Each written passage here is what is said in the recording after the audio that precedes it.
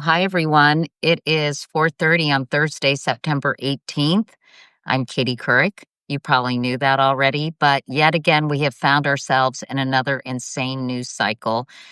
We were going to focus on the fallout from the Charlie Kirk assassination, which, believe it or not, was last Wednesday. But last night, ABC announced that it was pulling Jimmy Kimmel's late night show indefinitely after conservatives accused him of inaccurately describing the suspect in the Charlie Kirk assassination. Now, before I start talking to my friend and first guest, Bill Carter, I want to just read uh, what Jimmy Kimmel posted immediately following Charlie Kirk's death last week. Quote, instead of the angry finger pointing, can we just for one day agree that it is horrible and monstrous to shoot another human? On behalf of my family, we send love to the Kirks and to all the children, parents, and innocents who fall victim to senseless gun violence. Of course, acknowledging other gun deaths that have occurred this year, particularly many at schools. Now, on Monday, Jimmy Kimmel said the following. We hit some new lows over the weekend with the MAGA gang desperately trying to characterize this kid who murdered Charlie Kirk as anything other than one of them, and doing everything they can to score political points from it. In between the finger pointing, there was grieving. On Friday, the White House flew the flags at half staff, which got some criticism. Then Kimmel threw to a clip where Donald Trump was asked how he was doing following the death of his good friend Charlie Kirk. He said he was doing good and continued to talk about the construction of the White House ballroom. Kimmel then made a joke saying that's not how an adult grieves, that's how a 4-year-old mourns a goldfish. Now, anyone who believes in the First Amendment and free speech in this country should be incensed that once again corporate America has capitulated to Donald Trump and his administration. It is chilling, it is infuriating, and honestly, as Donald Trump would say in all caps, it is sad. Two things can be true at once for those who are capable of dialectical thinking, which I honestly think the modern media landscape discourages. Dialectical thinking, by the way, as many of you know, is the mindset and cognitive process that involves recognizing and embracing opposing truths and perspectives simultaneously instead of viewing them as mutually exclusive extremes. In other words, you can believe that political violence is wrong and has no place in a democratic society, and you can question, yes, even criticize, the cultural canonization of Charlie Kirk and the politicization of his death. One of the reasons this happened, quite frankly, is greed, corporate greed disguised as moral outrage. We'll get to all of this with Bill Carter. And I am very happy, by the way, to say that I'm able to remain an independent journalist and continue to give you true, honest information, continue to express the truth as I see it without fear of retaliation for the most part. And that is because of Substack and my other social media platforms. So if you want to continue to support our work, I'd love you all to consider subscribing to our Substack. And if you want to support my great team, consider being a paid subscriber. So thank you. So Bill Carter is the former longtime media reporter of the New York Times. I read his work like it was the Bible when I was a broadcast journalist. Most of the time, he was very kind to me. And he covered the television industry for decades. He literally wrote the book, and I should say books, on late night TV, including the late shift, sorry, Bill, and the war for late night. And Bill, thank you so much for talking with us. I thought of you immediately when I heard the news last night. I was at at an event on Capitol Hill, a rally for medical research, and when I got through with that event, I saw what had happened to Jimmy Kimmel. Um, You've described this as a watershed moment. I would like you to help us understand. Well, first, tell us what your reaction was, Bill, when you heard the news last night. First of all, it's great to be with you, Katie. Great to see you again. Thank you. My first reaction was I was stunned. I was stunned by it. I shouldn't have been, I guess, given the way things were moving. but it seemed insanely abrupt to me. I know Jimmy was about to do his show when he got word of this, um, and it seemed like that when I started to hear what it was, the cause of it, it seemed like an unbelievably flimsy pretext, an unbelievably flimsy pretext, because nothing that I could detect in what Kimmel did sounded like it was disparaging of Charlie Kirk. I knew he had done, as you read, the condolence message. And I think he was just expressing his, feeling. And by the way, this was Monday, remember, not the day that they released the information about the suspect. So he was still in the mode of, well, they haven't proved who this is yet. So his comments were a little bit less controversial if you put it in that context. So I thought it was an incredibly flimsy pretext. And given my basic knowledge of the guy, the commissioner, uh, Brendan Carr, who I think is, a complete Trump agent, let's say, I was not surprised by that. But I thought that the idea that ABC would react the way they did and say, we're suspending him indefinitely, that was stunning. That really was stunning. And I thought, not an act of much courage or strength.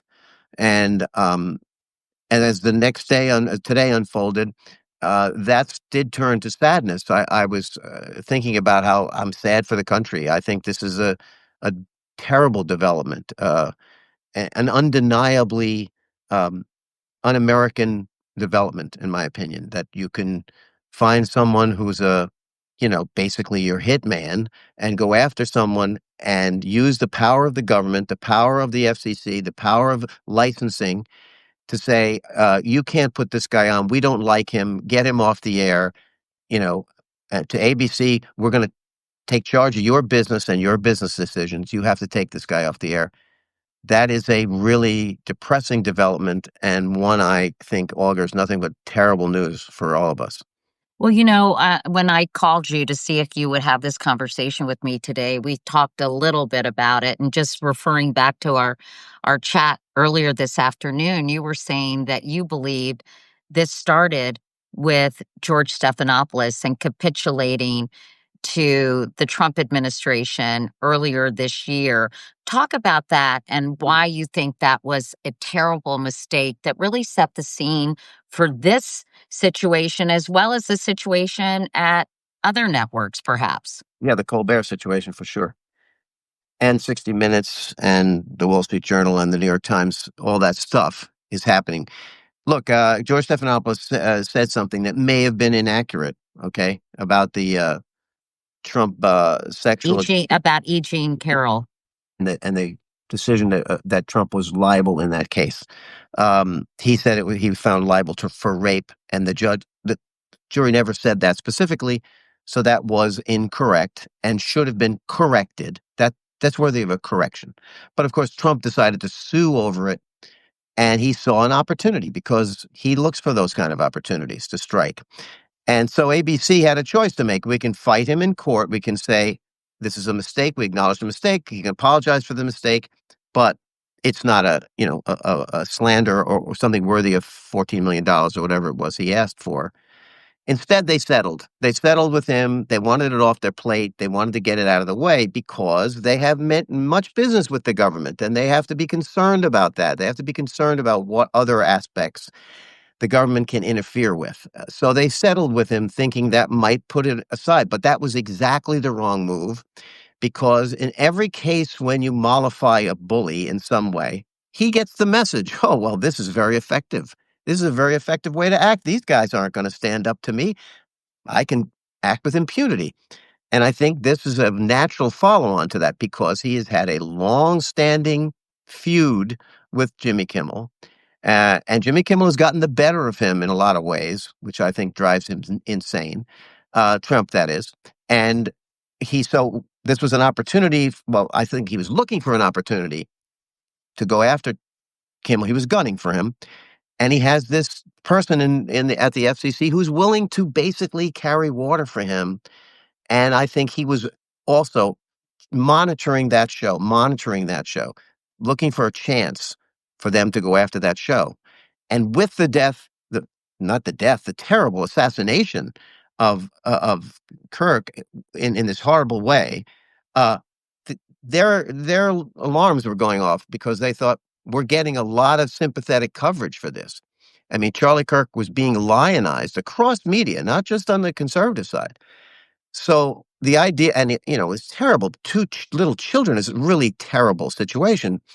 So they were looking for an opportunity, and when Kimmel said what he did, it wasn't an insult to Charlie Kirk. As I said, I didn't think he did anything to malign the guy, but they could hear it. They could hear the opportunity. They could hear it, and so they struck. This gentleman at the FCC said it was the sickest form of conduct possible. The sickest form of conduct possible. It didn't sound sick to me. The comparison I made was the Paul Pelosi thing when the conservatives and Fox News were accusing him of having a gay tryst and all of this total nonsense. That turned out to be very sick. Kimmel didn't do Or anything. when Charlie Kirk, by the way, suggested that they post bail for his attacker. Just Yeah. FYI. Yes, that's right. Yeah, that he was one of the people who was doing that. But I'm going to steer clear of criticizing Charlie Kirk. Okay, that is a sensitive situation, not because I'm afraid of it, but I feel for that situation. That is an ugly thing that happened. But my point is that they were looking for this opportunity, and I think Jimmy, who I know extremely well, and I like the guy enormously, by the way.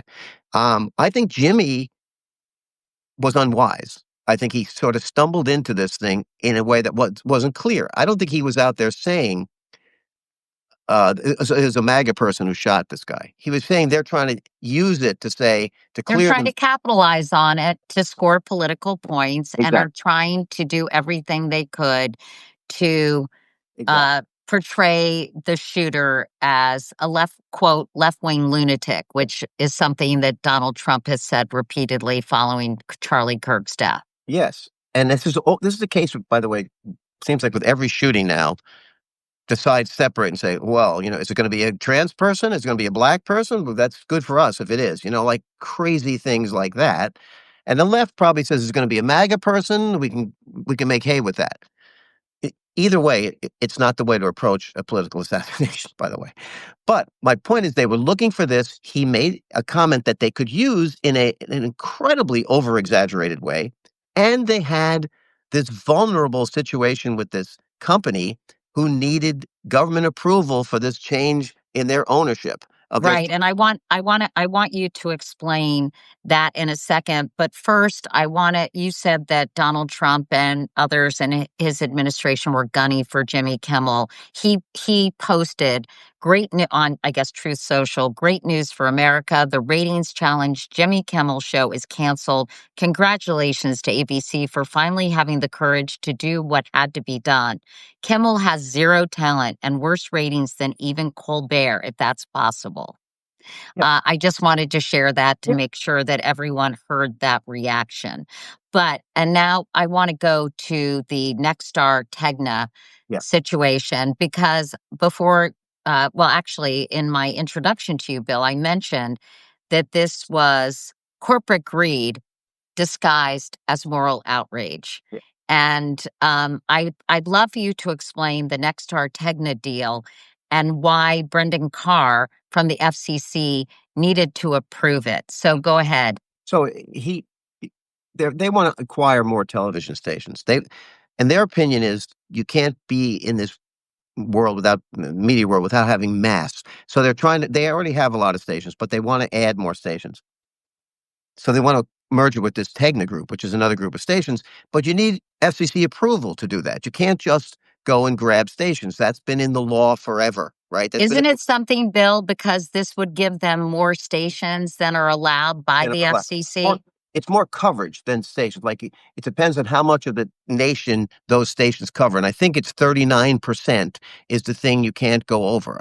I'm not positive about that, but so you need to get the law changed in order for that to happen. You have to get this to be allowed. So they were already at the government level, and by the way, they were already getting support from the Trump administration for this idea of expanding. So they wouldn't want to run afoul of this. So they had a big financial stake in listening to what Brennan Carr had to say. And Brennan Carr had to tell them what Jimmy Kimmel said was horrible, it was terrible, and you shouldn't put him on your air. And, your licenses could be threatened if you agree to, putting on this outrageous guy. And the power of the FCC to handle someone's license that's a dangerous thing to play with. I mean, you can't just willy-nilly say, "I'm gonna take away your license like this." Licenses, Katie, are never taken. It's like so rare. There has to be some gross malfeasance for someone to lose their broadcast license. I don't know how many times it's happened in history, but very, very few. And here it is being wielded like a weapon. And so the next stars in this position think, "Well, what do we care about Jimmy Kimmel? We don't care about him. Let them. We'll agree. We'll pull our stations away from that show." And this happened very abruptly, as I said yesterday, to the point where ABC had to decide basically on the fly, what are we going to do here? We're going to put them on and have this confrontation with the administration and with our affiliated stations. So they caved. They said, "Let's get him off." Now, I think people need to know he's not canceled. He was not canceled. Trump said he's canceled, right? You read the thing. He said he's canceled. He was not canceled. They suspended him, I think, because they are trying still to figure out a way that they might be able to work in this incredibly difficult situation they're in. It made much more difficult by another station group, the Sinclair Broadcasting Group, an incredibly hard right conservative group. They came forward and said they also won't put Kimmel on, and they don't care if he apologizes. They'll never put him on again.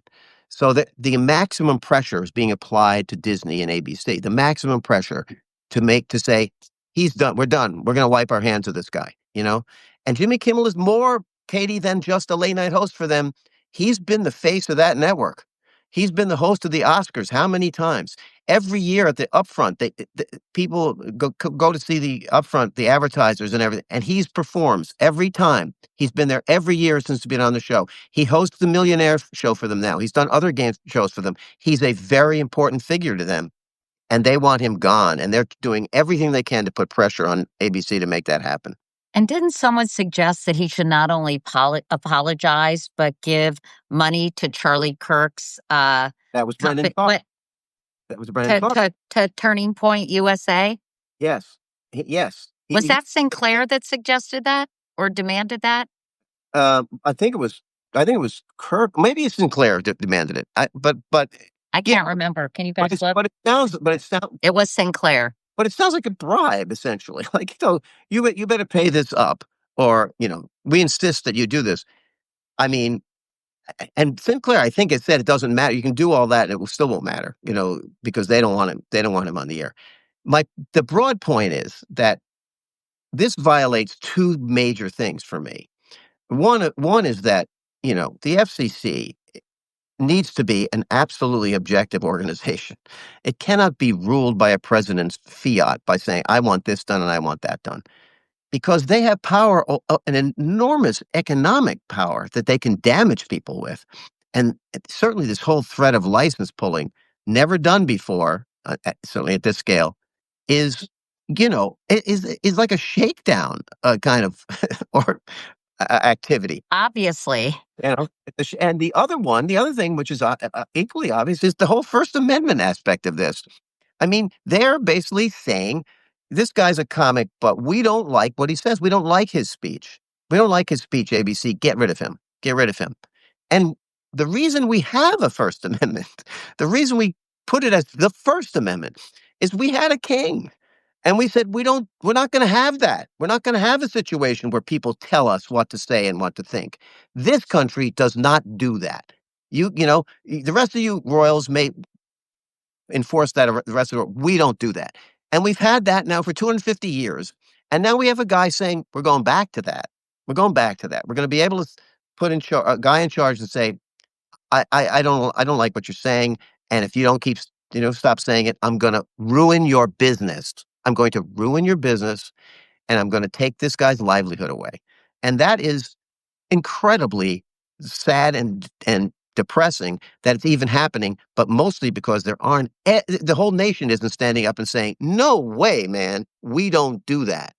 Well, let's talk about the reaction. First of all, so many things to ask you about, Bill. You know, you said ABC is still trying to figure out how to operate in this really tenuous, scary, uh, unstable environment.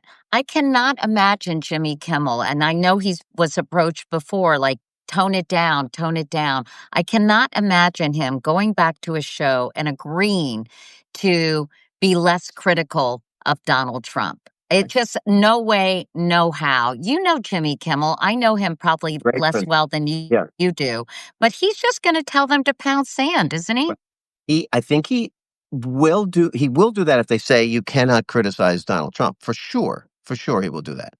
Uh, will he make some kind of conciliatory statement about this situation? Perhaps. I mean, he can obviously say, "I think I was misunderstood.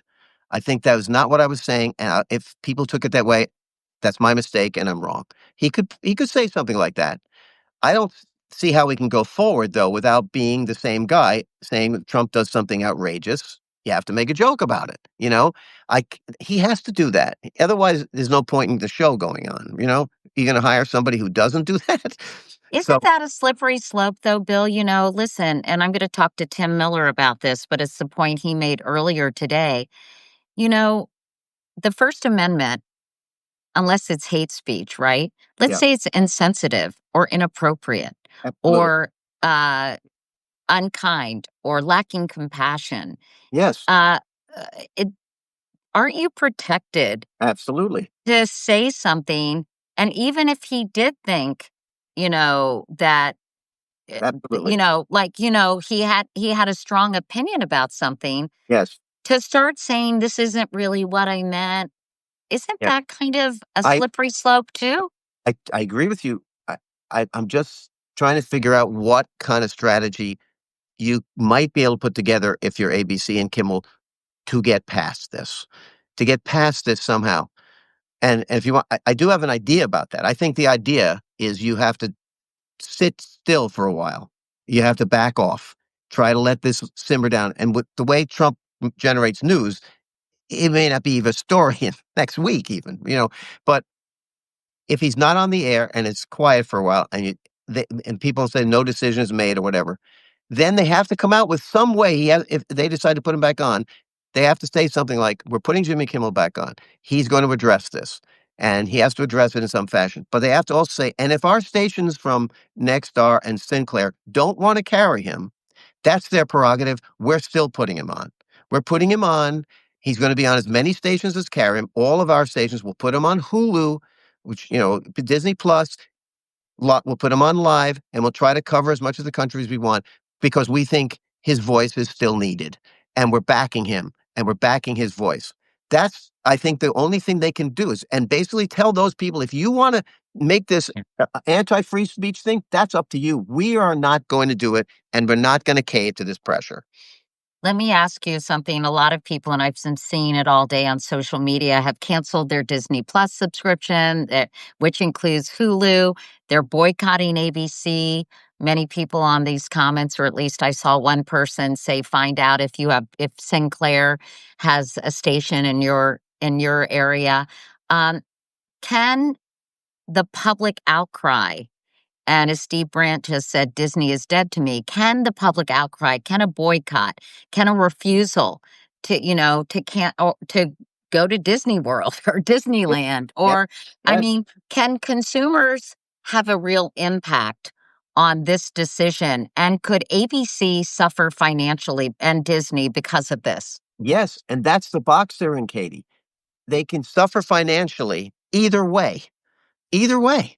They can either say, we're going to fight you. We're not going to allow this. And Carr will go after their licenses. He's going to do that. And they'll stir up people to not go to Disney World. They'll stir up their people not to go to Disney World. Or they can say, no, we want Jimmy Kimmel back on the air and we're going to stand up to this.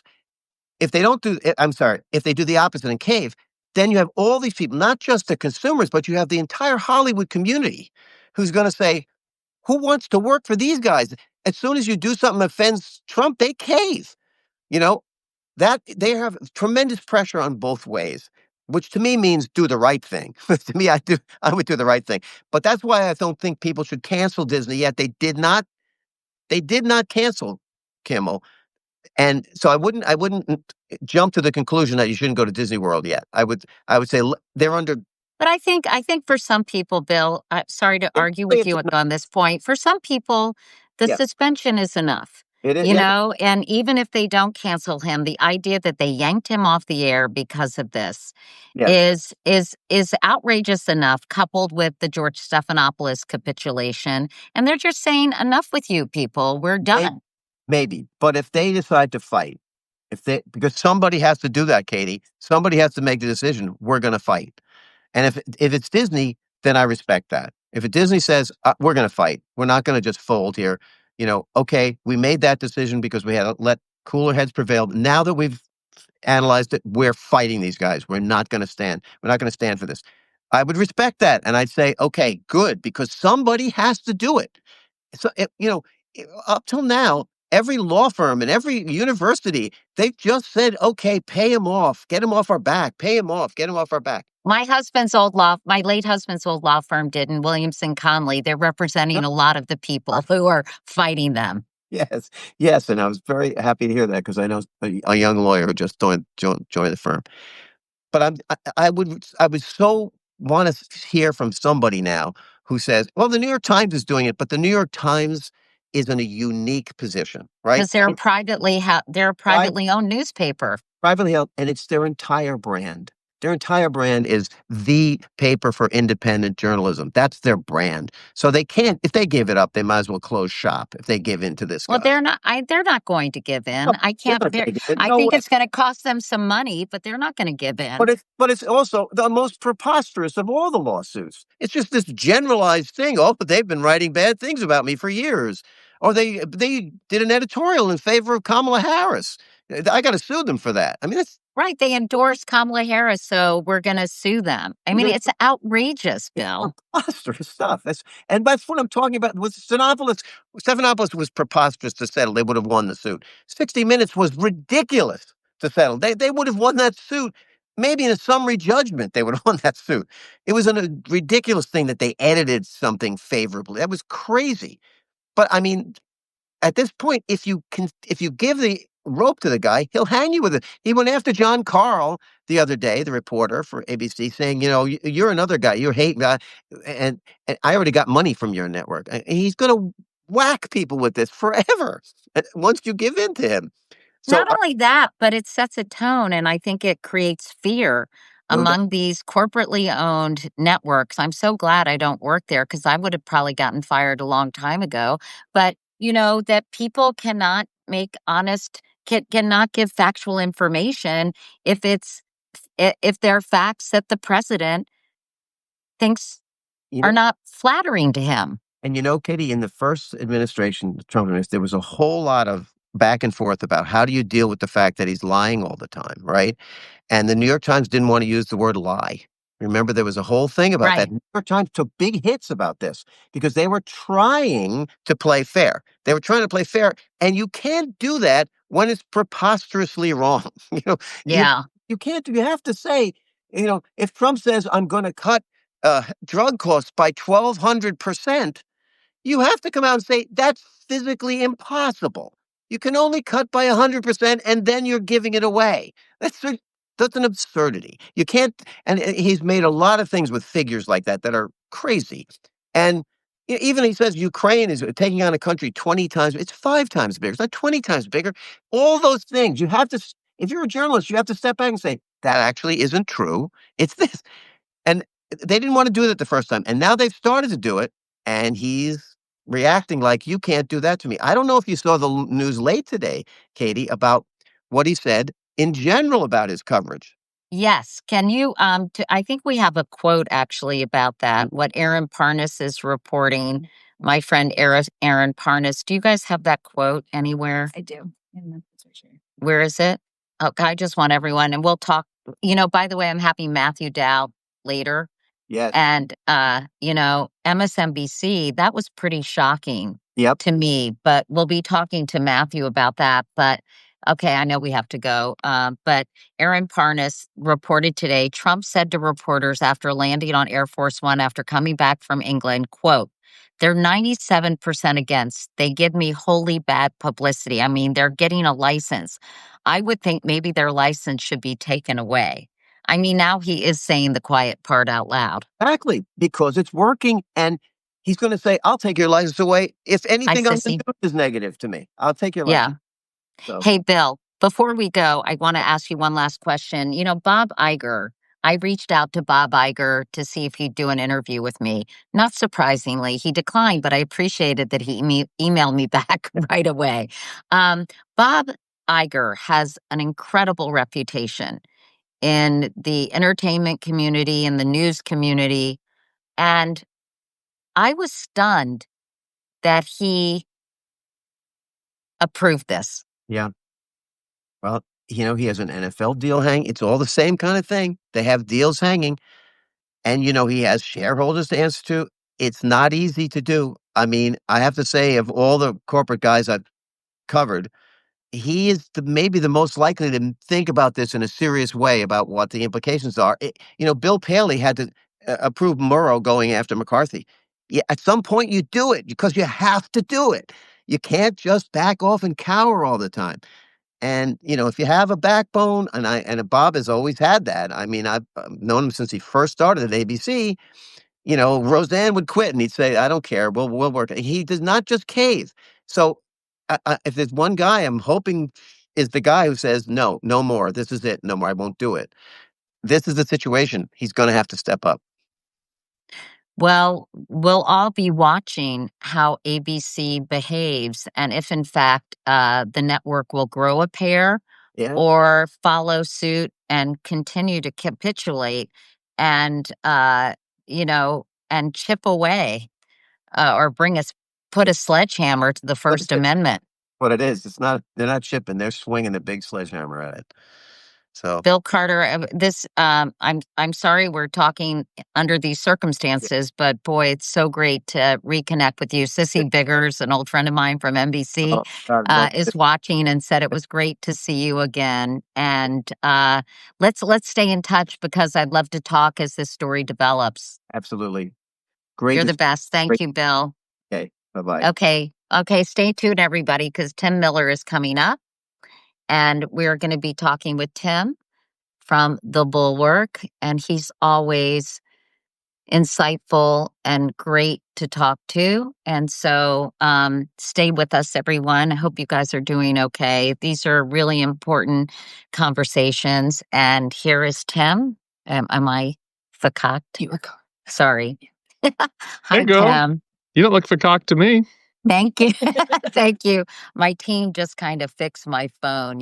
It's been a Yeah. crazy day. And Tim, WTF? I mean, it's so insane that every week is another crazy news cycle. But here we go again. Um, what was your reaction when you heard about Jimmy Kimmel? I mean, I get it's like so ridiculous and absurd. Was my first reaction, right? Like my initial reaction sometimes to this stuff is like you almost have to like laugh and roll your eyes at these guys, like how pathetic they are. It's so embarrassing, and then But you it's go so on. upsetting. It's so upsetting. For me, it's hard to laugh and roll my eyes. It's so shocking and infuriating, actually. Right, yeah, and that's what I was gonna get. I get there as I learn more about what happened, right? Like, because this is how you're seeing this stuff. It comes out of nowhere. It springs from the fever swamps. I mean, I don't know about you, but I wasn't watching Brendan Carr on the Benny Johnson show. I'm not a regular viewer of the Benny Johnson show. He's this MAGA podcaster, but like that's where this stuff stemmed from, which he's on the show and he starts threatening these local affiliates, like the conglomerates, Nexstar, which wants to buy Tiger, like these companies people have never heard of, but they own like your local news stations, right? And they want to merge. And Carr is basically threatening them, saying, "Look, I mean, if we can't have this Jimmy Kimmel on the air saying this inappropriate stuff, And, that is when things to me start to get very chilling, and you start to and you start to dial in on the corruption side of this. Because like this is a free speech story for sure, and it's a threatening of free speech and a chilling of free speech. But it's like a lot of the other Trump stuff. It's a straight corruption story, and this is a mob shakedown, right? Like that's what this is all about. Like these local affiliates want to merge, and they need Brendan Carr to approve it. He's popping off about how they should crack down on Jimmy Kimmel. They did it, right? They did it. Why Disney and Bob Iger went along with it, and I think that's concerning and embarrassing for him in particular.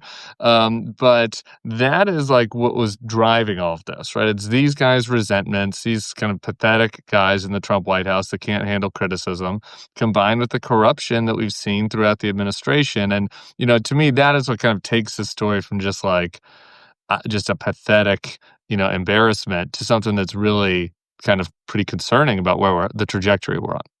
I know that some Democrats demanded the resignation of Brendan Carr earlier today.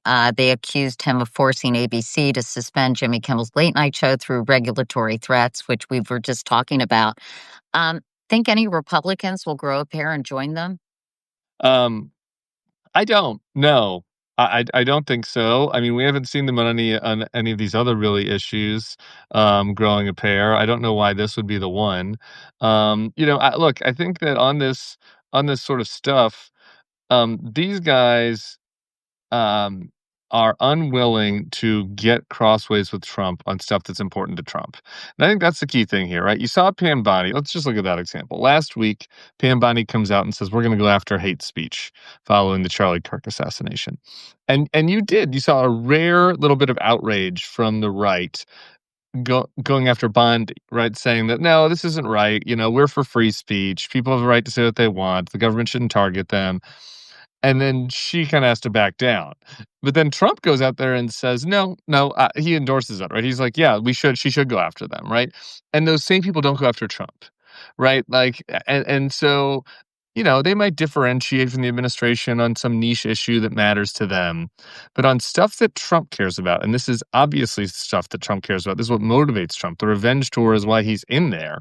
They're Right. not going to go get on the other side of him. Now, I think we'll see kind of non-politicians, like we're already seeing some of the MAGA comedian types speak out against this, and podcasters. This is important. Free speech is something that's obviously important to them since it's in their wheelhouse. So I think we'll see some of that. But from the politicians, no, I think they've signed up for this. They're along for the ride now. Now he said, I mentioned, I just interviewed Bill Carter, by the way, who's fabulous. I don't Yeah. know if you know Bill, but he was a longtime media writer for the New York Times, and I've known him for a long time. But I read this quote, but let me read it again for you, which I'm sure you heard, that after he landed on Air Force One, what he said, they're 97% against. They give me wholly bad publicity. I mean, they're getting a license. I would think maybe their license should be taken away. And this plays to your full out corruption angle of the story. It's basically, you say not nice things about me, I'm not going to give you your license, which is so outrageous. Yeah. And he's trying to intimidate, right? Like that's what this is. Like he did it with the universities, he did it with the law firms, and now he's going after the networks. And this is he's testing everybody, right? Like this is why what Iger did is so shameful, I think, in folding, right? Is that you know, I I don't want to be over here saying to, call my bluff, but I kind of like feel that way. I kind of feel it's like call his bluff. Like, really? He's gonna pull ABC? I don't know how that's gonna go over with, regular Trump voters that like watching The Voice or whatever they watch on whatever's on ABC these days, or people that want to watch American Idol, I think The Voice Which is one? NBC. NBC? All right, sorry, I get them mixed up. I'm more in my wheelhouse. How about this? SEC football just moved to ABC. You think people really want their local ABC to be taken down Well, I because don't Donald think he Trump's not would mad? do Just it. call I his don't, bluff, right? I think Call his bluff. but to your point, I don't think he would do that. He's trying to put a chilling effect Right. on all these people, on newscasters, on, showrunners, on anyone that will challenge him. So Elaine H says NBC is next, Fallon and SNL. A lot of my friends have been saying this too. Like, is he going to go after Fallon? Is he going to go after Seth Meyers? Is he going to go after SNL, which obviously I'm sure he hates with a passion? I mean, where does this stop, Tim? It's a good question. It doesn't stop till people try to fight it. This is the thing. Like, there's some of the stuff we're not gonna be able to control, right? Like the local ABC, affiliate that wants this merger is going to do what they want to do, right? Sinclair, those guys that own different stations that are going to, replace the Jimmy Kimmel show with an ode to Charlie Kirk, as noxious as that is, they're right-wing conservatives. But if you're SNL, if you're The View, if you're one of these other shows, if you're Bob Iger, what you should be doing is saying, okay, sure, take me to court, take my license, let's see it. I know that Of course they right. should. A lot of people But on the left are like, oh, well, maybe the Supreme Court has gone all right. I don't know. The Supreme Court still, I think there's a pretty majority in the Supreme Court for the First Amendment. So you might not like the Supreme Court's views on a bunch of other stuff, but it's like, do what Trump would do to you. Take him back to court, kick the can, run the clock. What the Jimmy Kimmel show? What was going to happen? What was Brendan Carr going to do to the Jimmy Kimmel show? Nothing. Like nothing. Like make him do it. Well, all these people, his intimidation tactics only work if people get intimidated. And right. everybody's getting intimidated. Everybody's getting scared. And I guess my point is, I don't know if I'm a migrant on mixed on a expired green card or something. Sure, I would be scared. If I'm a trans person, I think there's good reason to be scared. To be judicious. If you're Bob Iger, what are you scared of? What is this guy gonna do? I mean, you have a hugely diversified business, and I think this is just such cowardice that we're seeing right now. We're not. Sure, we might be on a bad trajectory, and maybe this ends in Orbanism or Putinism or Erdogan, but, like, we're not there yet. Make him do it. Don't just hand it to him. Just don't hand the keys to him. That's what I'm Yeah. No, I mean, I reached out to Bob Iger for an interview, and not surprisingly, he did get back to me and say he was not making any public comments right now. Um, but, and I was talking to Bill about this, Tim. Bob Iger is revered by so many people and has managed his reputation in an extraordinary way Yeah. throughout his career. So that's what I think is really interesting to see if he is going to step up and do some things. And so I wanted to ask you about this quote that I've been seeing on social, and that that Jim Ruttenberg wrote about this morning in the Times. He wrote, President Trump received thunderous applause during his second inaugural address in January, when he vowed to, quote, immediately stop all government censorship and bring back free speech to America. I mean, the irony of this, it's like free speech is fine as long as it doesn't criticize me, right? Yeah, and I think the interesting question will be, where do the people go that went on board with him for that, right? Like there was a group of people in Silicon Valley and the Joe Rogan types in this world that a lot of them used to be Democrats. They were radicalized during COVID. They did not like the COVID crackdowns. They did not like some of the, warnings that started to go on people's YouTube pages if they said something, contrarian about the COVID or whatever, said conspiracy stuff. And they went all in on this. And Mark Zuckerberg and all these guys said that they were there for free speech. I'm not surprised that, like, the MAGA voters, the red hat folks that go to the rally, they signed up for the vengeance. Like they signed up for the culture war. They're happy to see Jimmy Kimmel go down. That's what they bought the ticket for that ride. Like a lot of the Right. MAGA voters. That was not the case for a lot of people that came to Trump late. Your Or, Silicon or, Valley or we're types. anti-Kamala, right? Right, or anti-Kamala. So that is the question. Does he lose ground with those folks? We've seen a little bit of that today. I've seen some MAGA comedians I follow, Tim Dillon, Andrew Schultz, speaking out against this, which is encouraging. And so, to me, that is the question. Can you rally a broader coalition of people? Not everyone's ever going to turn on him, who actually did care about this. And I think that we can all roll out. Like, obviously, Fox was never serious about their free speech concerns. It was always partisan positioning. But there were some people out there who were serious, and it's time for them to step up now, I guess is what I'd say. I think it's wild that Sinclair is going to be running on Friday during the time slot of Jimmy Kimmel Live, a Charlie Kirk tribute special on its ABC affiliates. It's offering the special to all other ABC stations across the country. I mean, if you think about Sinclair, I don't know what percentage of the country has Sinclair stations. I one time wanted to do a documentary about Sinclair, but Yeah. this is super hard right, super they give them scripts basically to say, Yeah. and they all say the same thing. And I'm just surprised that Bob Iger is fine with this. Yeah, the local news side is what really has me worried. I'm also surprised that Bob Iger's fine with it, and I think it's just these guys just don't want the fight, and they're being cowardly. I mean, Barack Obama really called them out about that in an interview recently. He's like, "If you are Harvard, if you're one of these rich corporations, like, this is the moment to stand up for yourself before it's too late." The local news thing, I think, is the most legitimately worrying because there are a lot of people that still just get their news, from whatever, the local ABC affiliate, turn it on at 5 o'clock, and they might not be as plugged into the political debates, right? To me, that where like, I think Jimmy Kimmel will be alright. He'll probably if he ends up getting canceled, he'll reemerge somewhere, and I think that's good. But if you have these local stations that wanna do this merger, this Nexstar and Tegna, and they have to be nice to Trump to get it, and then you have Sinclair, which is already in the tank for Trump, doing this absurd hagiography of Kirk. I that's gonna be a huge percentage of the country that's getting their local news from essentially like something between Fox and Newsmax style news, and that's pretty alarming to me, I gotta say, and I don't know how to roll that back I mean, really, once that starts happening, I mean, that's just that's kind of where I guess the corporate media is rolling, and I think that you combine that with some concerns about the social media side of things, with some Trump allies buying TikTok, Elon owning X, Zuckerberg being pro-Trump, right? You start to look at that picture, and it gets pretty concerning.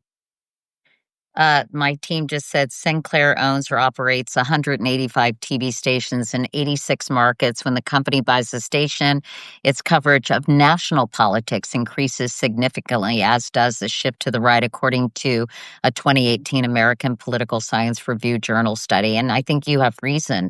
We all have reason to be concerned about sort of how many of these news stations are turning into basically propaganda tools for far right political figures, including Donald Trump. I was thinking when you were saying Jimmy Kimmel will reemerge, and the same with Stephen Colbert. I'm also wondering if some of these streamers don't share the same concerns about having repercussions for you know, hosting or housing or platforming somebody like Stephen Colbert or Jimmy Kimmel. They have been very reticent, just from everyone I've talked to in the industry, to take on projects that are critical of the Trump administration. And, they don't want to get into politics, these streamers. So I'm curious if Stephen Colbert or Jimmy Kimmel, if Jimmy Kimmel ultimately gets canceled, if in fact they'll be able to find a home there. I think that's a legit thing to worry about too, for sure. And again, we're in a brave new world out there now. We're doing this on Substack Live, and we're on YouTube. Obviously, the YouTube page is not going to be as big as what network terrestrial TV is.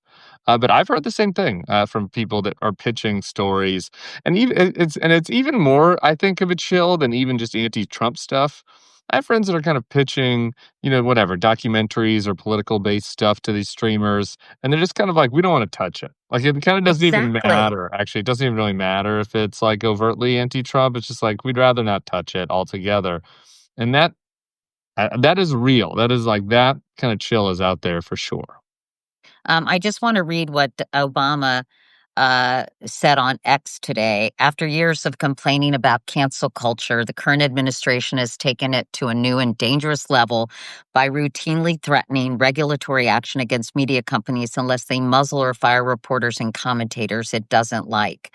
I do have some conservative friends who kind of point to cancel culture and this sort of pendulum swinging the other way. But I mean, this is wholly something new and different. Do you agree? I totally agree. I wasn't a huge fan of cancel culture. I thought I think that it's fair to say we went through a moment where certain companies were letting kind of like online mobs of their young staff, like bully, people out of jobs for things that they'd said a long time ago. I think that's a fair thing to be worried about. I think it was a fair thing to complain about back then to try to kind of bring some balance back to that conversation. This is not that. Like, this isn't the problem here isn't that Jimmy Kimmel is getting canceled or whatever. That isn't great. Like the issue here, the story here is that the government is pressuring companies to fire him and to stifle his speech in order for them to be able to get something out of the government, in this case, a Right. merger, right? Like, that's the issue here. Like, this is not similar to like 20 New York Times staffers complaining to the boss that somebody wrote a bad tweet and they want him fired. That wasn't good, by the way. That was not good. The bosses at the Times, when that stuff was happening, should have been more, I think, judicious in some of those cases. And I'm not picking on the Times. In a bunch of places that happened. Right. That is different. Like, those 20 people, like, their only power was to complain to the boss. Like, this is the head of the FCC who is in charge of licenses. This is the president. This is the vice president. The vice president was on, I think it was Stephen Miller's wife's podcast, actually. And he was saying that people should call if they see others that said something nasty about Charlie Kirk after he died, that they should call the person's employer. And I did a whole thing on Monday at the Bulwark where I'm like, I didn't like some of the things I was seeing people say, after he was assassinated. I don't think people should do that. But like the idea that the vice president would tell somebody you should go rat on someone to their employer and try to get them fired, like, that is cancel culture coming from the next in line to the presidency. And like that, you didn't hear the example I used is like, dude, Barack Obama didn't go out there after the Trayvon Martin saga and say, if you see somebody say something racist about Trayvon Martin, call their boss. Like, the right would have gone insane if they had said that. And JD Vance said that the other day, and nobody even, like, there was no peep about it. I What? think it's totally, I drudged to this cut. I said drudge did a big headline. And it's just like, maybe there's a little peep, but most on the right were silent in the face of that. Why do you think Bill Clinton or George Bush have spoken out at all? I think that George Bush made a decision a while ago that he wasn't going to speak out on any of this stuff, and I think that I think that he was kind of unhappy that Clinton was kind of speaking out about him when he was president. He didn't want meddling. Him and Clinton then end up becoming friends, but I think he just made a decision that he didn't think it was his role to meddle as a past president, and I think that was a defensible and principled decision for a while. My personal opinion is that we're long past when that was defensible. I think it would have been useful for him to speak out a lot since the 2020 election stuff at the minimum. But I just think that's where he's at. I have no idea about Clinton. Did I ask you about? I know I talked to Bill. Did I ask Tim about Seth Meyers and Jimmy Fallon? I know that Jimmy canceled an appearance today at an Adweek event, and Comcast. And I'm going to be talking to Matthew Dowd after you, Tim. Yeah. Which should be interesting. Then we're going to talk about the Epstein files in a second, everybody. But what do you think's going to happen to Jimmy Fallon and Seth Meyers? And I guess we were talking with Bill about SNL. Yeah. I mean, I think that Jimmy Fallon's been pretty careful for a while now. I know, but he's honestly. actually, I think ever since he was really criticized for tussling Donald Trump's hair Yeah. during the campaign, I feel like Jimmy hasn't really pulled a lot of punches when it comes to Donald Yeah. Trump. Maybe he's not as pointed as Jimmy Kimmel or Stephen Colbert, who Right. I think are both brilliant, but he's been pretty critical of Trump. Yeah.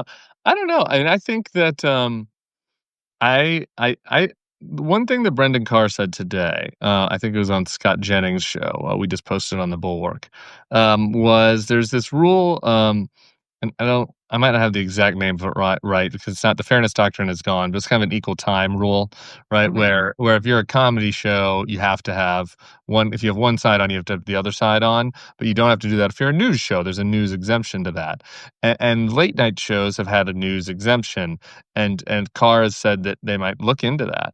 And so to me, I just think if you just listen to their own words, if you're The View, if you're Jimmy Fallon, if you're Seth Meyers, that might be a way that they try to go for you. we'll see kind of how the like suits react to this. And like the reality is, that just as circling back to what I said at the beginning, this is all about how the suits react to it. There was no real threat from this government on Jimmy Kimmel. Like there was some words said on a podcast by the FCC head, and all these guys folded in 6 hours, and it's truly embarrassing and shameful. So I think that like the threat to Jimmy Fallon and Seth Meyers is equal to the threat that their bosses will allow. It's the truth about it. There are not a lot of Scott Jennings fans on this on this Not a lot. conversation, Yeah, by the no. way. Can I just say I'm not a daily listener of the Scott Jennings podcast. We pay some 24-year-olds hazard pay. Shout out Brendan and Jared and those guys. They're Oh, getting thanks, hazard pay to Brendan and monitor. Jared, for Yeah, to doing monitor this stuff. something so Tim doesn't have to. Yeah. Can I rant Um, about one other thing on this? Would you mind? Can Yeah. I be the host of the show for a second? Yeah, go Just for it. because, this is my current obsession of the moment. The premise of the Jimmy Kimmel thing, just like their complaint, if you take it at face value, was that he spread a false like narrative about that shooter, that the narrative was MAGA, that the shooter was MAGA. If you look at the joke, like he actually wasn't really saying that. Like he was saying that MAGA was doing everything it can to like use this for political advantage. But like, okay, like if you take it face value, their concern was about accuracy when it comes to discussing this assassination. I just think it's so noteworthy that everybody's been dialed in on that. When the vice president, this was another thing that our guys Brendan and Jared found. The vice president was on Fox yesterday, and he said this. I just want to pull it up. He said maybe the FBI should have been investigating the networks that motivated, inspired, and maybe even funded Charlie Kirk's murder. Now, that is a total fabrication. The vice president just created this total fake news story that he put out there, that there's some evil liberal network that motivated, inspired, and maybe funded this guy, this just obviously deranged young man in Utah who was like living in an apartment in a small town in Utah with his trans girlfriend. I don't know where all his money was going if they're like, but the fact that the vice president would spread a conspiracy theory like that, and nobody even talks about it because we're so used to their conspiracy theories. I just think it shows the asymmetry in all this, and like.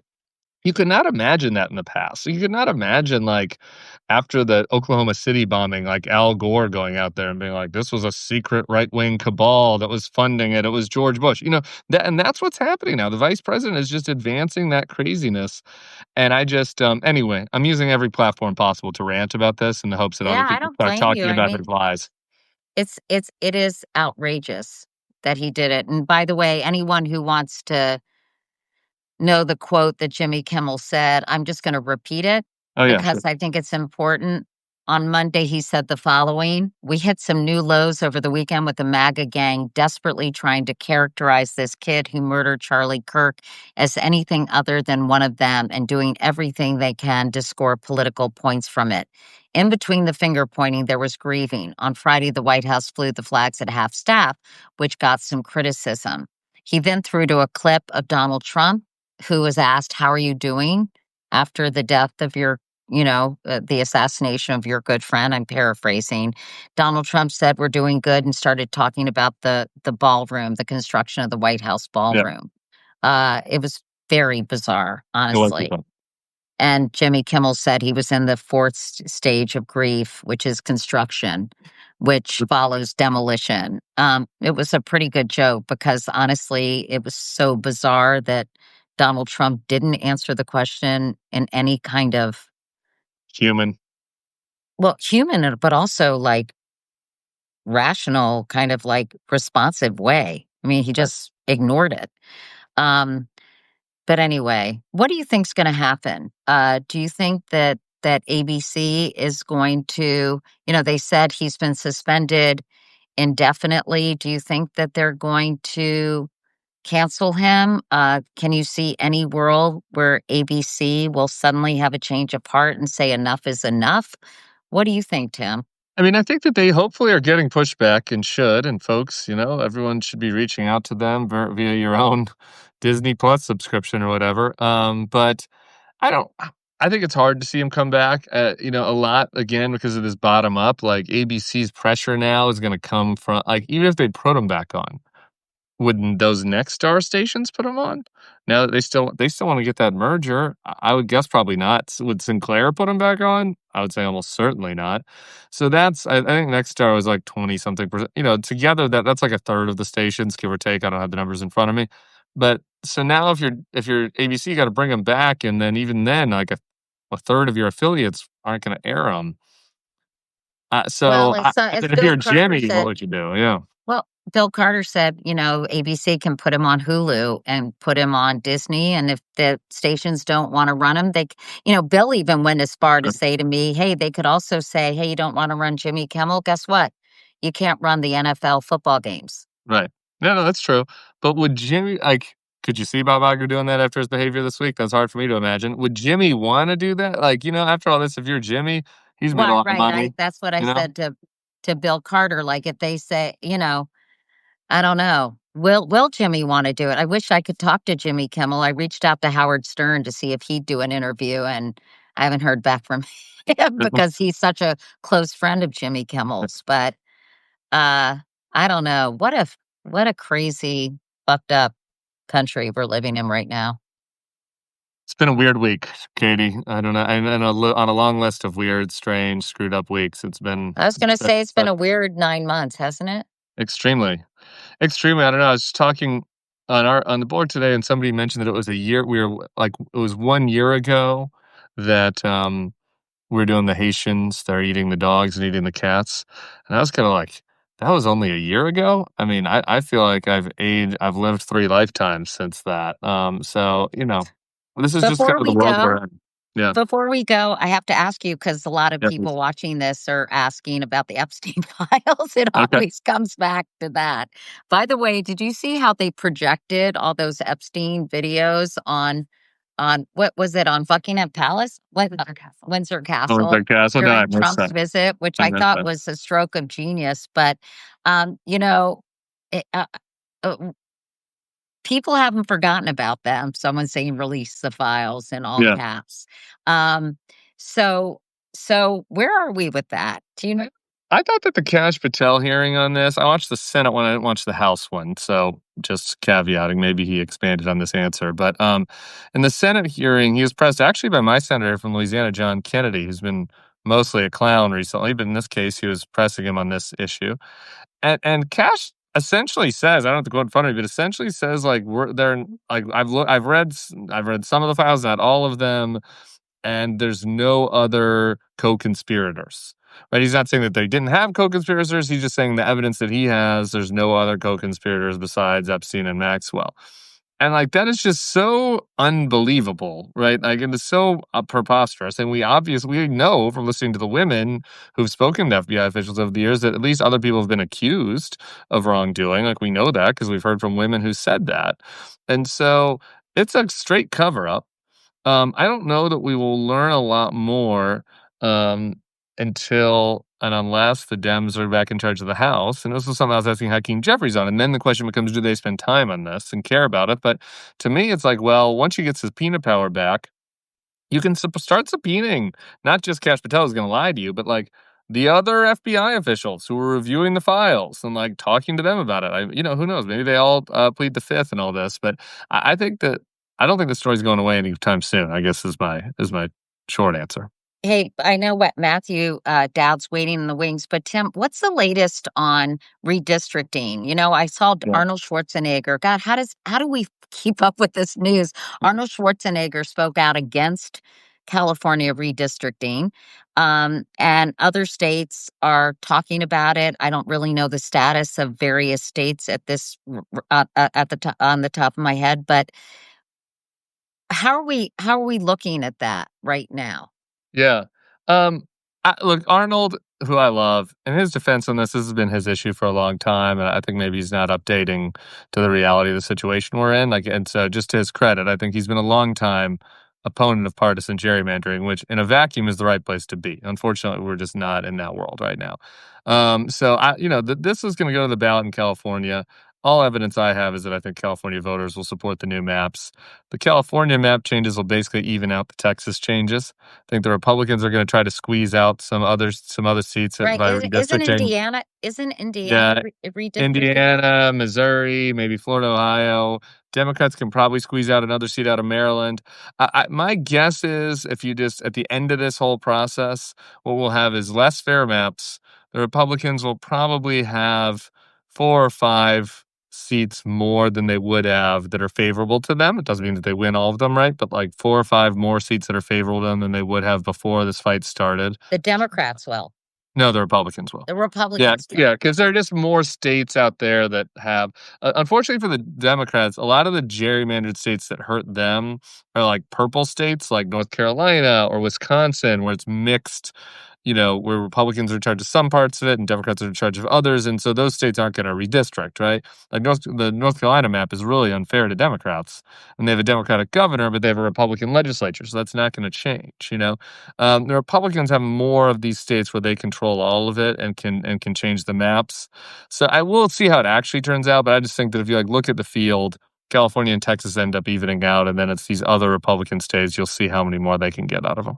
So you think it's going to work? This whole plan to do mid-decade redistricting is actually going to favor Donald Trump and the Republicans in the midterm? I do. And I think it will work. Yeah. I mean, I also think that it's going to be a really ugly midterm for him, most likely. Look, we just talked about how long this 9 months is. It's a long 13, 14 months or whatever until we get to the midterms. So, I think there'll be a lot of motivation on the left. So there'll be a little bit of a backlash in some of this, right? I think that the Democratic voters are going to be much more motivated to turn out than Republican voters, which is kind of the name of the game in midterms. So, but if you want to be sad, if you want to be depressing about it, then yeah, you could summarize it by saying it's going to work. It might not work as well as they had hoped, but it's going to work. Okay, that sucks that you All just right. told me that. I apologize. And this is a good way to say bye. Bye. Sorry. I'm sorry. If you booked me, all right, did you expect me to be like, things are great, Katie? Everything's looking sunshine and rainbows. No. All All right. We'll see you I go. love you, Tim. I appreciate it. Back at you. I'm going to talk to Matthew Dowd now, which All would right. be Tell him I really said what's up. interesting. All right. I'll see you. Okay. All right. Talk to you soon. Bye. Okay. Here we go, everyone. Matthew Dowd is. I'm sorry. Was Matthew wondering what the hell is going on? Talking to him. Okay, good. Here we go. Let me go to Matthew. This might be his first Substack Live. Really? Mhm. Oh, how exciting. Mm-hmm. Anyway, I know Matthew. How did I first meet Matthew? I think when I was at ABC doing my talk show, Matthew Dowd. Hey, Katie. So good to see you. Great to see you, man. It's been too long. I know. My goodness, Matthew, you have had a challenging week to 10 days. Where are you, my friend? I only see like a sunset on the water right now. There you are. Sorry. That's okay. Your internet isn't great, so you're going to have to fix that if you're going to be regularly on Substack, Matthew. I don't know if that's what I'm going to be regularly on, but thank you. Thanks for Well, having listen, me. I know you're on Substack, and it's great to have you here. It's great to see you. Of course, I wanted to talk to you as soon as this happened last week. You were fired basically from MSNBC. Your job was senior political analyst. This is what you said about Charlie Kirk, and I want to point out that this was when the news broke. You were live on the air. You were on Katie Tur's show, if I remember correctly. And this is what you said. You didn't know at the time, by the way. I just want to set this record straight. And I think many people know this, but if they don't, this was when it was first being reported that shots had fired out at this rally in Idaho. And you were asked about Utah. Sorry, not Idaho. I'm sorry, Idaho, Utah. Apologies, everyone. And you were asked about the political environment at the time. And I'm just going to read the quote so you don't have to. And so I have it right in front of me, Matthew. You said, Sure. He's been one of the most divisive, especially divisive younger figures in this, who is constantly sort of pushing this sort of hate speech or sort of aimed at certain groups. And I always go back to hateful thoughts lead to hateful words, which then lead to hateful actions. And I think that is the environment we are in. You said you can't stop with these sort of awful thoughts you have and then saying these awful words and then not expect awful actions to take place. You also speculated about the circumstances of the shooting, saying, we don't know if this was a supporter shooting their gun off in celebration, so we have no idea about this. Um, let's talk about that. And because I know you were thinking about a lot of things when you were making those statements. Take me back to kind of your thought process and your response to Katie's terse question, if you could. Sure. So let me give you. I'm glad we're having this conversation so that people understand the context, because so many things have been misreported and missaid about all of this. So I was supposed to go on air at 2 Central, 3 Eastern time to talk about something else, Trump or some other thing that was going on. And as I'm waiting, 30 seconds before we're going on, the news breaks that a shot had been fired, right? And so I go on, and immediately it's like a shot has been fired. They go to a reporter who says, this is what's going on. We don't know any information. We don't know what's happening. And then they say, so viewers know, Charlie Kirk is an exceedingly, the reporter says, Charlie Kirk is an exceedingly divisive figure, the reporter says. And then Katie Tur turns to me and says, Matthew, what is this? What kind of political environment are we in? And so I, not wanting to speculate, because we don't know anything. One, we didn't even know yet if Charlie Kirk was a target. Two, we didn't know for sure that he'd been shot. And three, obviously, we didn't know that he had been killed by all this. I say, let's get the facts first, because we have no idea what this could be. And I said, it could be because Charlie Kirk, and I didn't say this part, because Charlie Kirk's been a huge proponent of the Second Amendment. He constantly pushed the Second Amendment. I said, who knows? It could be somebody shooting a gun in celebration that Charlie Kirk's here, and isn't it awesome? So that sort of has been reported or suggested that I was somehow dismissive, or I was somehow saying that somebody in his crowd was shooting, because at the time we had no idea what was going on. I then said, with the environment we're in broadly, I was trying to say the environment we're in broadly is at a time when we have all this divisiveness, and Charlie Kirk is one of these divisive people in America. And I don't think many people would argue with that, though it seems to be there's an argument, seems to be in the aftermath of his death, that whether or not he was divisive, but he said many divisive things in his life. And I said, this is what happens in America when people have hateful thoughts. It leads to hateful words, and then it leads to hateful acts. Trying to context of America. I followed, but this hasn't been reported. I followed that up by saying, this hasn't been part of what was on air. I said, the problem in America today is that, unlike other modern democracies in the world, we have this toxic stew of both horribly divisive speak on both sides. I said, horribly divisive speak on both sides of this, combined with an unlimited access to guns. And that combination is hugely detrimental to our democracy and our society. After I was finished, I was done. I made no more comment on air. And then they went to he'd been shot. And then they later on went to he'd been killed. And all of that followed after that. So that was the entirety of the context. So, and when you made those statements, did Katie Tur seem aghast, or did she react in a way? Did she say, "Whoa, whoa, whoa, wait a second, Matthew"? I'm just curious, because it seems to me that it was perfectly, a perfectly sound statement to make. I know that you were also influenced by sort of the Words Matter campaign. Yeah. That I read that in your Substack post about Yeah. that, right? Well, I'm glad you asked that. No, Katie wasn't any aghast, or wasn't anything. And I didn't receive a single phone call or a single message from MSNBC for about an hour. Nobody called me up. And I've been called up when I was at ABC. I've been called up before and say, hey, you may want to say it differently, or you may want to do it differently, or you may want to go Right. back on air and clarify it. As you know, that kind of stuff happens all the time, especially when you're in the heat of a moment in that.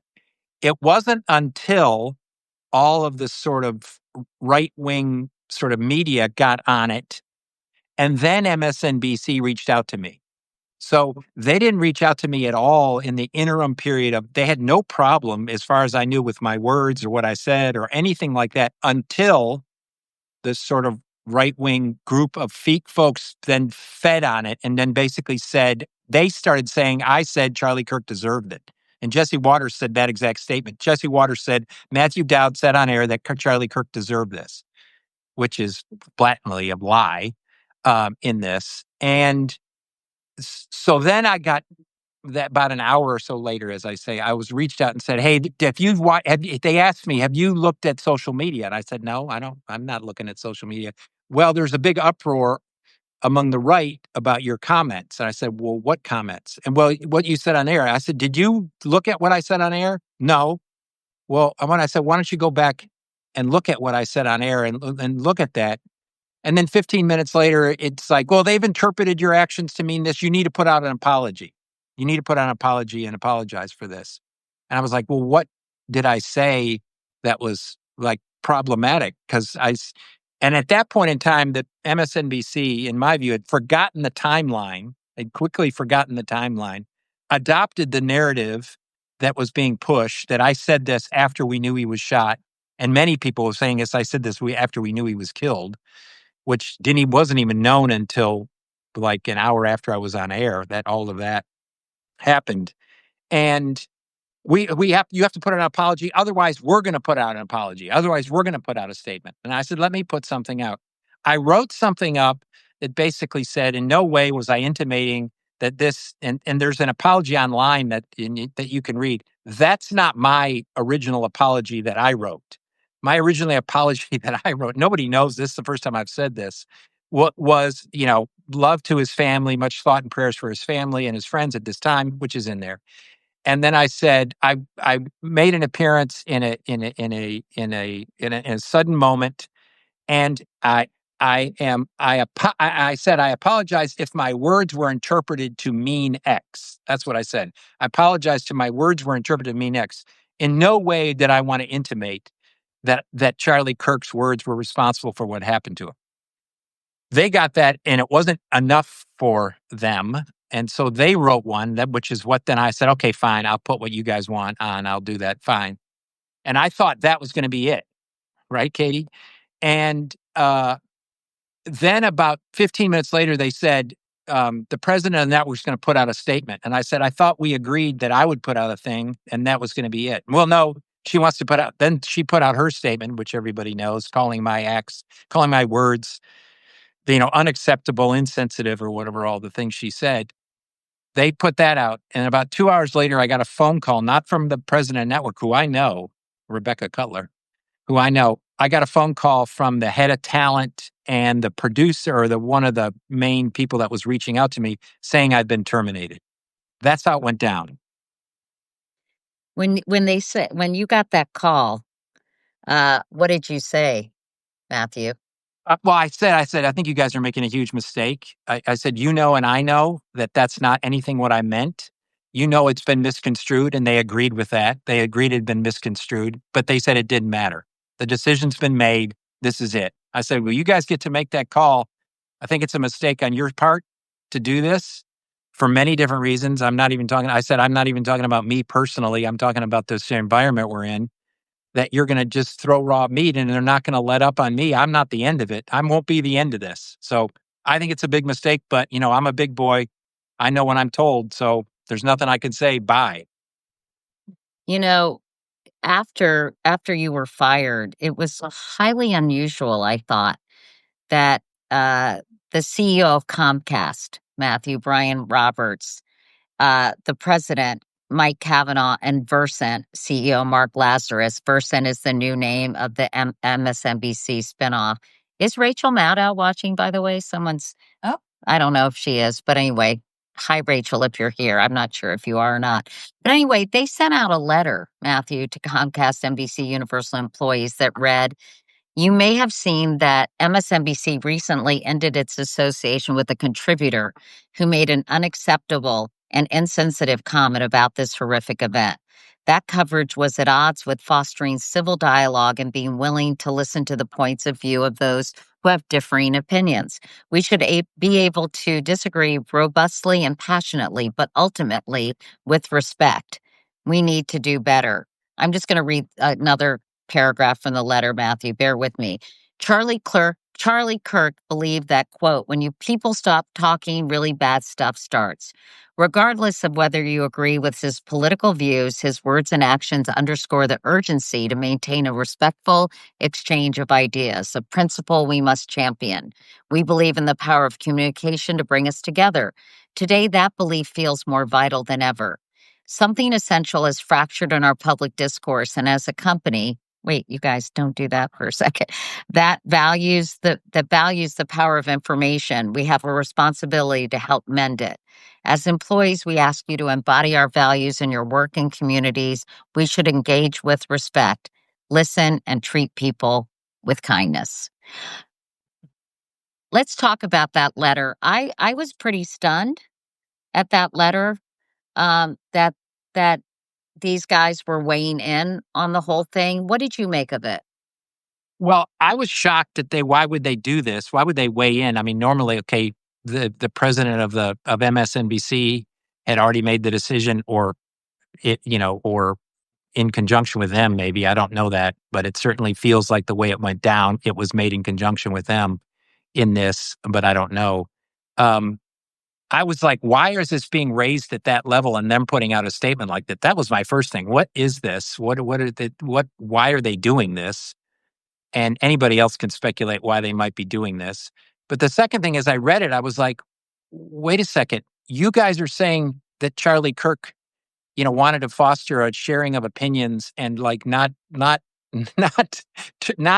quote unquote terminating people because of their views or viewpoints. And I was hired and paid to give my view and viewpoints, which I thought I've done. I think I've done over 1,000 appearances on MSNBC. I've done in a respectful, measured way. Uh, it seemed to me their statement completely um, was against what they had just did to me. That's what I didn't get. Like, you're saying all this and you're saying this is what Charlie Kirk wanted to do in his life. You guys just did the opposite. What has been the reaction, Matthew? I mean, obviously a lot of people have written about it, and then I want to talk to you about both Brian Kilmeade and Jimmy Kimmel. But what have you been hearing from folks in the aftermath of your firing? Well, it's as you know, in these things that you discern. It's a great process of discernment when you're in it because you learn who are your friends and who will stand by you and who won't, and people you thought were your friends and they don't stand by you in this. So it's an eye-opening process that is sometimes painful to see. I had many, many, many, many, many people reach out to me and said, this is BS. I can't believe this. This is wrong. There's no way. And then there's people that were like, well, tell me what happened, that were sort of ancillary involved. And then when I tell them the timing of this, when I put the time stamp on the conversation, they're like, what? You said this before? I said, yeah, I said this before. Um, and so uh, it's been a wide range of things. I mean, I've had death threats. I've had people call my phone with death threats. I've had the local police come by my house because they've been monitoring social media communications and they were worried about me, the local police here where I live, monitoring it. And they just wanted to make sure I was okay. And they said they're going to keep tabs on things and come by regularly and all of that. So that's unsettling, as you can imagine. That's unsettling, but it's not new. I've sort of had ongoing death threats since Trump came to office because I've been critical of him off and on over the course of that from, crazy people that respond to whatever's being said on their networks or whatever. So I feel loved in a large degree by many people and held up by many people. But I also have to admit that I've been, incredibly disappointed in many others. Do you think that Comcast issued this statement or this letter? They've been targeted by Trump, but not as significantly as ABC or CBS. And do you think they were trying to kind of insulate themselves a little bit from further legal action by Trump by issuing a statement. Perhaps they were afraid that, they're all afraid of getting sued, right? These corporations. And they're all afraid of him basically extorting them for money, right? So I wonder if in many ways the Comcast people were were doing that to protect themselves. Well, I okay, so I don't know the answer to that, right? I think that's the only logical, without more information, it's the only logical conclusion I can come to is they were worried that somehow they were going to be punished by somebody in authority at some way, or whatever merger deals they have, or whatever they are worried about, they were going to be hurt by an administration that has shown no slowdown in trying to hurt others or extract a pound of flesh from people. It's the only logic that I can come up with that would explain why they would do that. Because to me, what they did, both sections, both my termination in a way that they knew was being misconstrued, but they did it anyway. And then that statement goes totally against the audience they're trying to speak to. Because keep this in mind, Katie, one of MSNBC's brands and things that they push forward constantly is they have the courage to stand in this moment and tell the truth. And, they have the courage. They're not going to back down. They're not, no matter what Donald Trump or what people do, no matter what people say, we're going to get on air and we're going to do this and we're going to tell the truth. We're going to do this and we're not going to be pushed and threatened and all that. We're going to tell the truth. That brand and what they did, to me, they have completely lost any moral high ground on that brand. And I will tell you this, almost every single time on air, it doesn't matter what show I'm on, part of the conversation is always this: how can the Republicans, how come nobody stands up to Donald Trump? Why don't the Republicans, who know that he's wrong and that this is wrong, why don't they stand up to him? Why don't they have the courage? This is like the ongoing conversation that on air most of the time with MSNBC is, what is wrong with the Republicans? And my question today is, what is wrong with you, with MSNBC?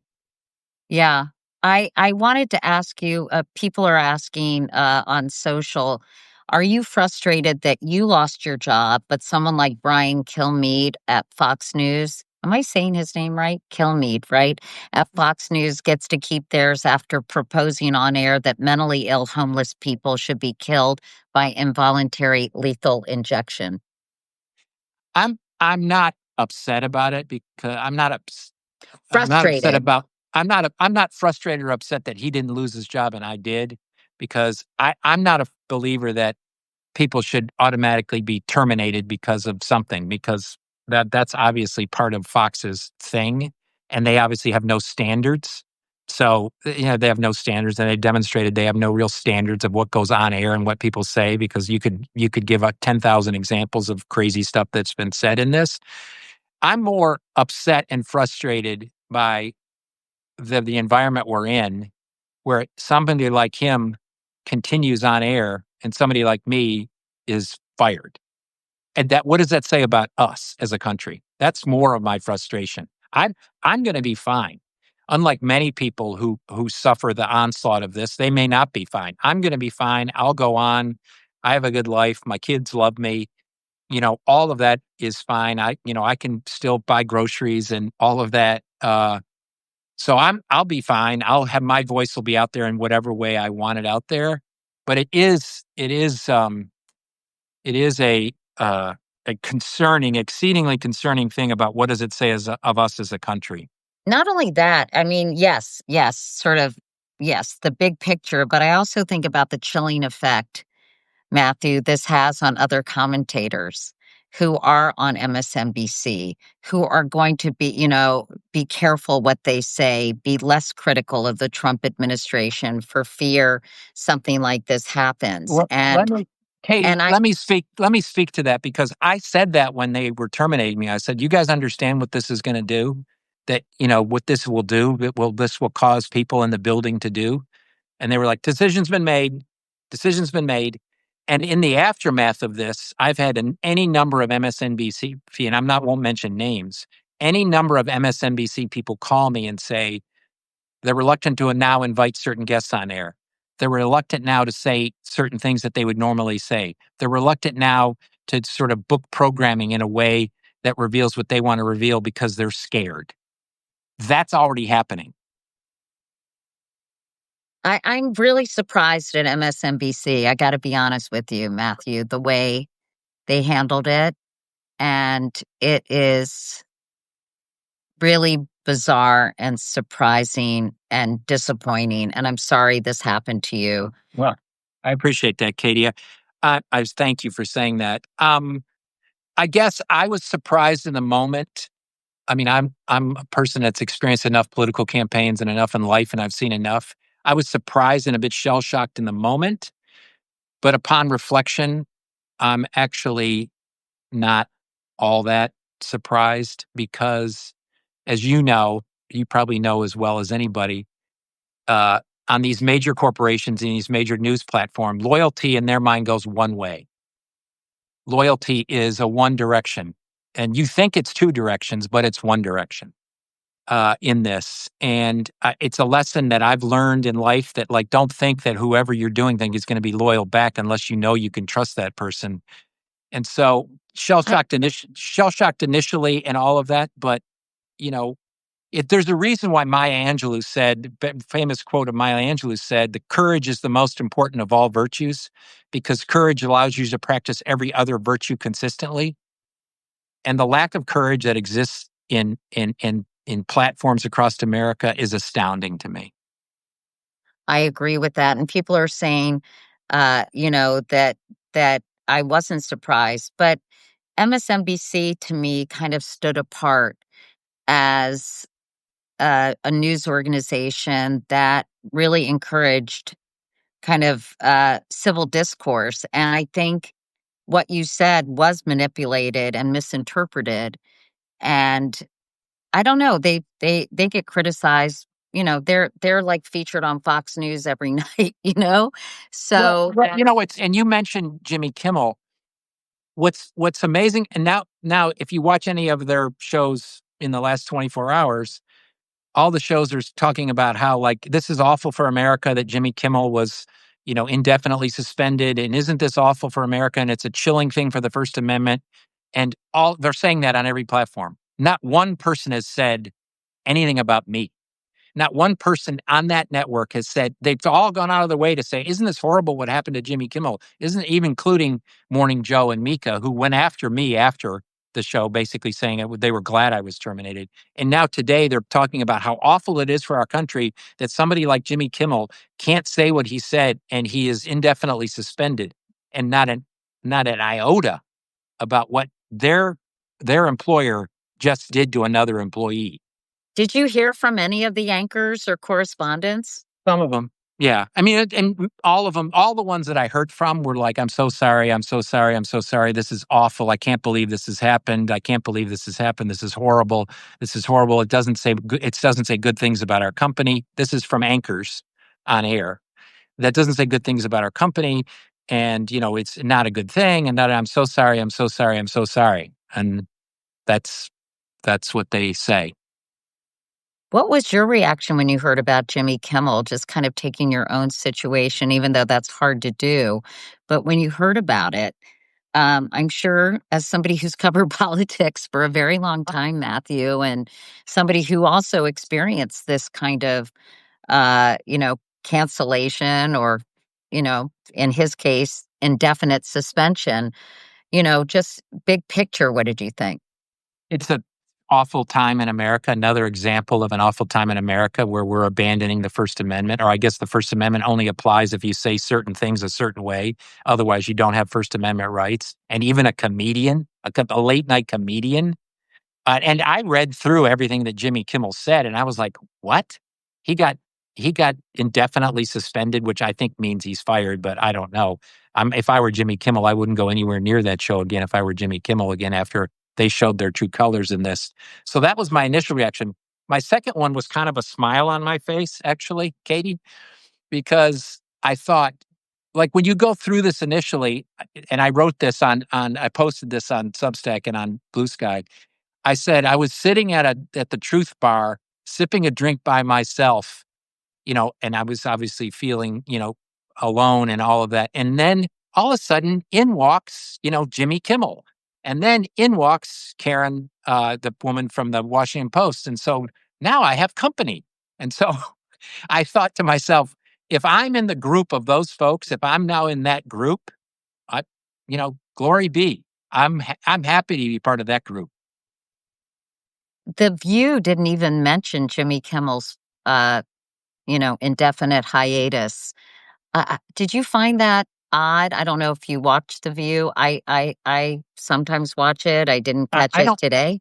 I didn't watch The View, but I'm the way, when I left ABC, and one of the reasons I wrote this that I left was, Donald Trump called up numbers of times to ABC when I was there and tried to get me fired. Called the head of the network. Head of the network tried to get me fired, and White House staff called.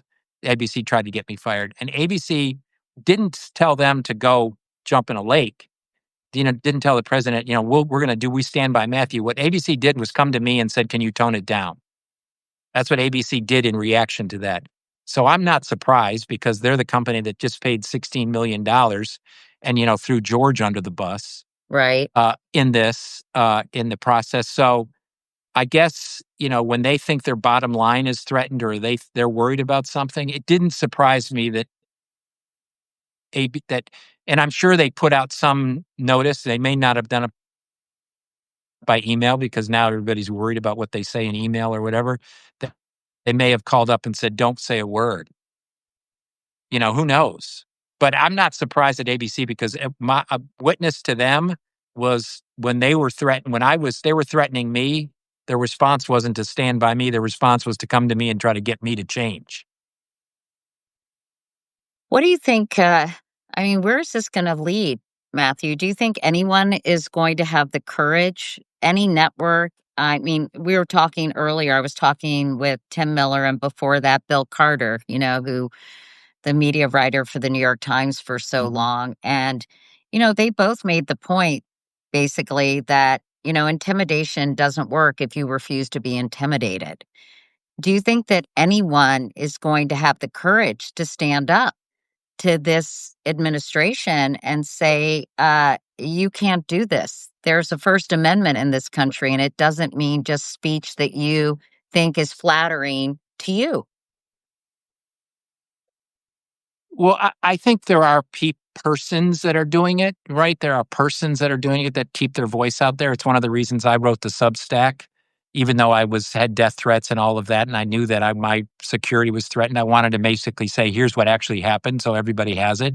So at least the truth will set people free, and they understand this. In this, we're in a dangerous, perilous moment right now. That I get why people sort of disengage or will step back. I get it, because like their livelihood is threatened, their lives are threatened, they're all of that. But as we've learned in history, the only way to confront it and the only way to beat it is to confront it. And I hope enough people, and the more of us there are, the better it is. There's strength in when you're by yourself. You feel like, wow, I'm under onslaught. I'm under this. But as others get added to it.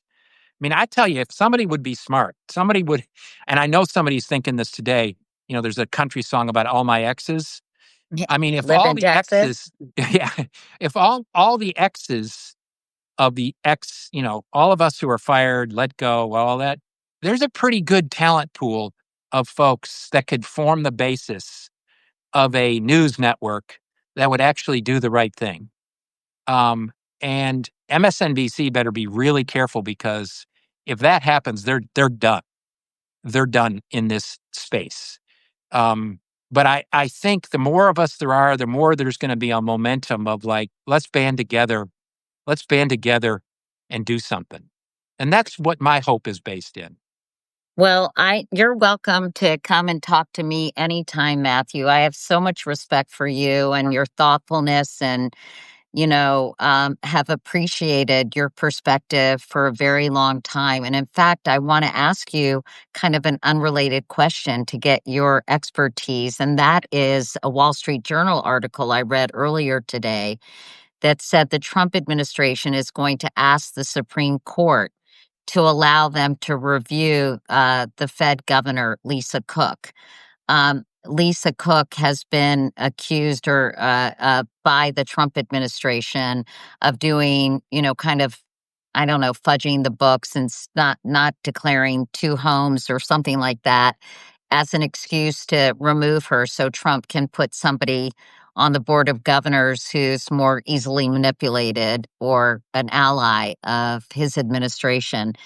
Um, so I don't know if you're the right person to ask about this, but Well, I would say, here's what I would say about that. First of all, the way this works, as you know, the way this works well in our economy is there's an independent Fed. right. And if that is allowed, and Donald Trump's already trying to say he doesn't want an independent Fed. He's already, I mean, he wants Powell fired. He wants all of this. He wants her removed. He wants all of that. And so to me, all of this is, and if whether you're conservative, liberal, moderate, whatever you are, this is all the step-by-step process of authoritarianism where you you just slowly chip away at all these independent levers of government that make the foundation of our democracy. We no longer have an independent FBI director.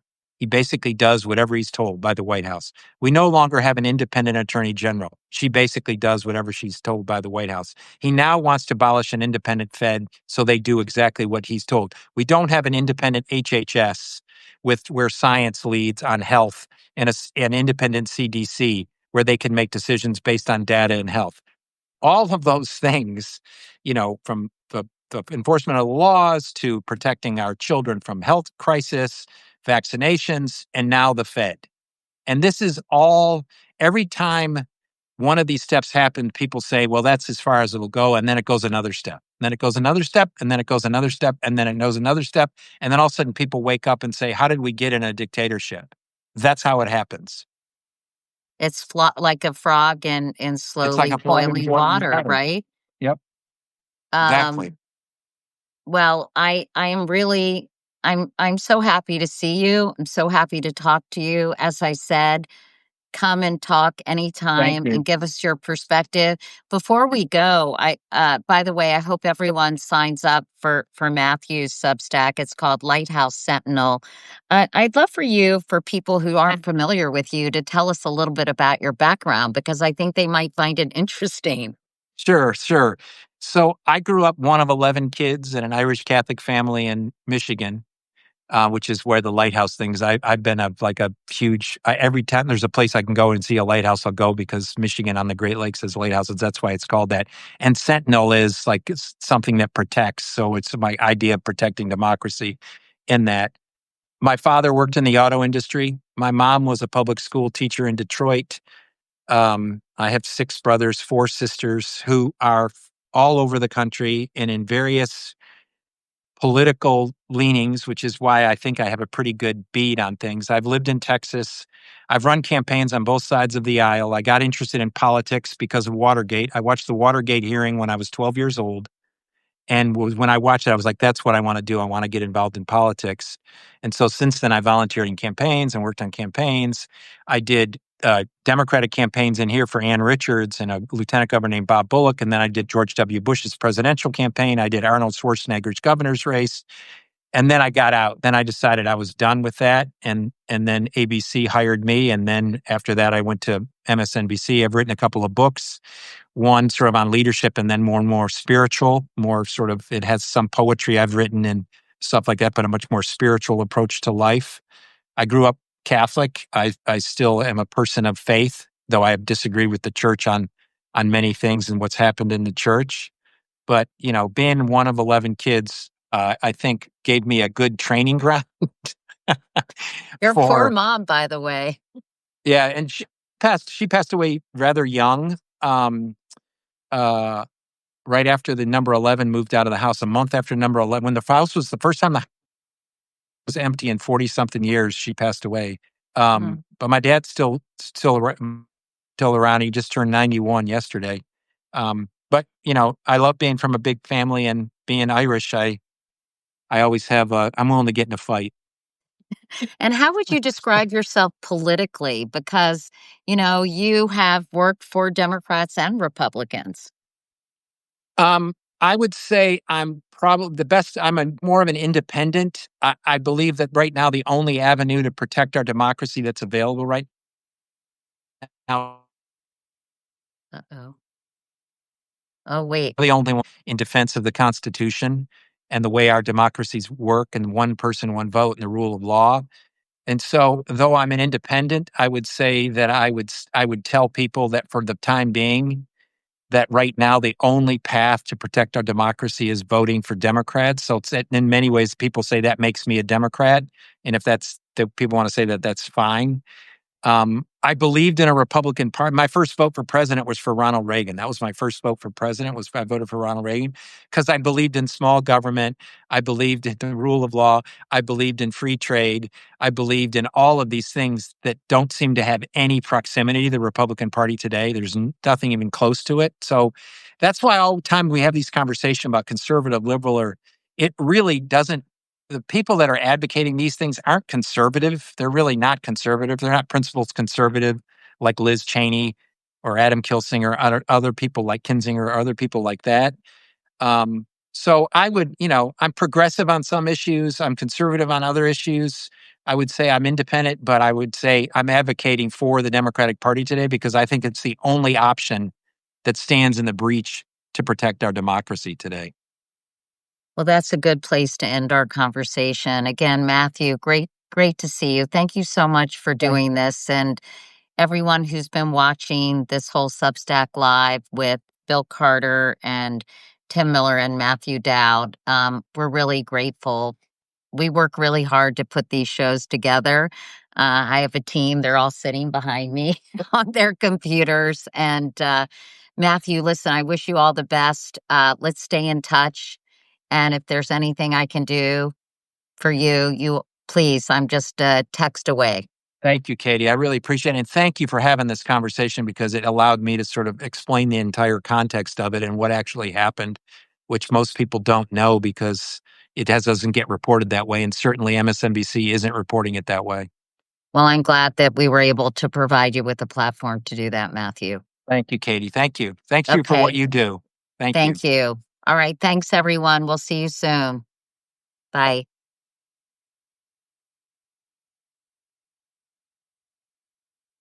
Now you can end it and say bye. Bye.